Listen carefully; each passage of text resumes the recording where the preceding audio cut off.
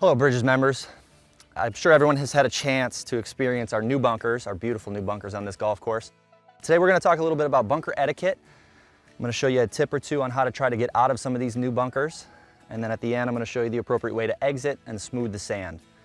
We want to start by talking about bunker etiquette. First and foremost, the first thing we're looking at is we are trying to enter these bunkers on our low sides. As you start the day, we're going to find the rakes will be placed by our maintenance staff along these low sides of the bunkers to help encourage us to enter the bunkers on the low side. The reason we want to avoid coming in on the high sides, first of all, is for safety. The whole point of this bunker project was to try to shorten and raise up some of these bunkers, not make them as deep, to make it a little safer for us to enter and exit these bunkers. The second reason that we don't want to enter from the high side is we don't want to damage any of the faces of the bunkers. We don't want to start to push some of that sand down. We don't want to push some of that turf down. We want to make sure we're keeping that as clean and as beautiful as possible. So we like to find the rakes on the low side. We like to enter on the low side to get into our sand to be able to hit our shot out. As you notice here, we have two rakes here. Sometimes you may have to come and find one of these rakes. Set it at your point of entry. The reason I moved this one is there's a bit of a downslope there. We don't want to enter on that. Again, that's considered a higher side. We don't want to enter on that. We don't want to damage that face. We come here, our low point, our low side, we enter the bunker that way, and we walk to our golf ball. As we enter our bunker, we're noticing first and foremost, some of these new bunkers, they have some softer sand. Okay? The first thing we like to do as we get into the bunker is sort of test that sand a bit with our feet. We sort of wiggle them in. As we find that sand is soft and we start to really wiggle our way down, we want to kind of stop at that point. We don't want to let ourselves get too low, too dug into the sand. What that does is brings our center of gravity down. It's going to make our low point of our golf swing challenging to sort of keep where we need to get through the golf ball and get the ball out. Okay? As we get set, we test that sand a little bit and we feel like we're in a pretty good sturdy spot. The next thing I'm thinking is the center of my body in relation to my ball position. Okay? I want to keep my belt buckle on the ball and have a little bit of secondary spine angle tilt to where my sternum is just a hair behind it to help us rotate through and get a consistent low point, about a ½ inch to an inch behind the golf ball, and get us up in the air. As we get set in that position, my next thought here, we don't want to get too steep with our angle of attack. We have soft sand, as we said. If we're getting too steep with our angle of attack, that promotes the club face to dig. It's a challenge to get it out. We're going to find that's inconsistent strike. We're getting too much sand trapped between the golf ball and the club face. We're gonna have to work really hard to get that ball up in the air and out of this bunker. We come in, we take away shallow to promote a shallower angle of attack through the ball, which allows us to get a little bit more of the golf ball rather than too much sand.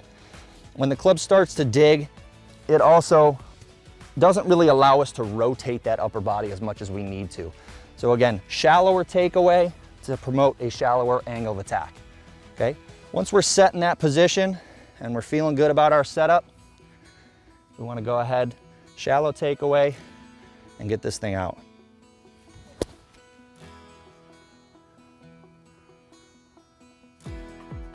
Okay, so now that we've hit our bunker shot and it's perfect, right how we want it, right next to the pin.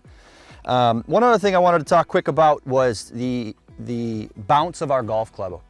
A lot of us out here may be used to the same way this club has always been, the course has always been for a number of years. So we've gotten used to having one wedge, one set of wedges that usually work just fine for the turf and the sand that we've had out here. Now that we're moving into new bunkers with some softer sand, this is an opportunity for us to change the sole of our golf club, the bounce of our golf club, to make it a lot easier for us to get out of these bunkers. When we're in soft sand and we're in the new bunkers, we want more bounce. Bounce is your relief when it comes through the golf shot. Bounce is what allows you to get down to the sand, and it's the roll and the sole of the golf club that allows you to come out and exit appropriately rather than digging into the sand and getting stuck. We want more bounce, somewhere between 9 and 12 degrees of bounce on a golf club when we're in this softer sand will really make it more advantageous and helpful for us to get out of the bunker rather than a low bounce, a 4 to an 8, that's gonna really encourage the club to dig and sort of stay there. And that's where we have to hit 2 or 3 shots to get out of the bunker. If you do have some questions about your bounce, please come in and see us in the pro shop. We're happy to help out. We do have a lot of wedges and we can talk you through what we need to help us get out of some of these softer sands. Now that we're out of our bunker, we're on our green. Next is the most important part of this bunker shot, cleaning up, leaving the bunker better than we found it. So we want to try our best to follow our tracks back out of the bunker so we have minimal touch points and minimal damage to the sand. First and foremost, let's knock the sand off the bottom of our shoes. Ideally, we're knocking it back into the bunkers. We want to try to avoid getting sand onto the grass and definitely onto the greens as we progress, because that can start to change things that we don't want. Set the wedge down so we can use 2 hands to rake the bunker. That's the first and foremost important part. This raking right here promotes all of these weird little marks that we want to avoid. We want to smooth this sand. We want to leave this surface better than we found it, so that the next person, as they come in the bunker, they're able to hit an appropriate shot, not be found in a footprint and things like that. Your best bet, follow your shoe prints back into the spot where you had the most disturbance, where you hit your shot from. Again, 2 hands on the rake. We're getting a little lower, and we're trying our best to smooth and get everything back to a level playing surface. Biggest thing I find when it comes to raking bunkers that people have a challenge with is slamming. That's leaving all of these little parts right here that the next member comes in and that ball is gonna get stuck there, guaranteed, and we're gonna find complaints. Smooth out as best we can. Leave it as if you were to be in this bunker. How would you want it to look? Rake everything. As you're raking and you're smoothing out, we're dragging back and following our footprints back out, okay? Don't be afraid to take your time and make sure we're leaving it better than we found it. Smoothing out, working our way back to our entry point, which again is at the lowest point of the bunker, leaving it better than we found it. Step out, finish your smoothing, finish your raking, and take a look back at your perfect work and feel happy about the way you left the bunker.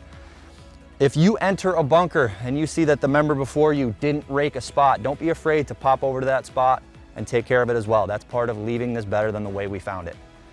And then after we finish smoothing and raking our bunker, we want to leave our rakes on the low points and the low entry points, okay? We don't want to throw that rake up top there to promote somebody else to walk in from the high side.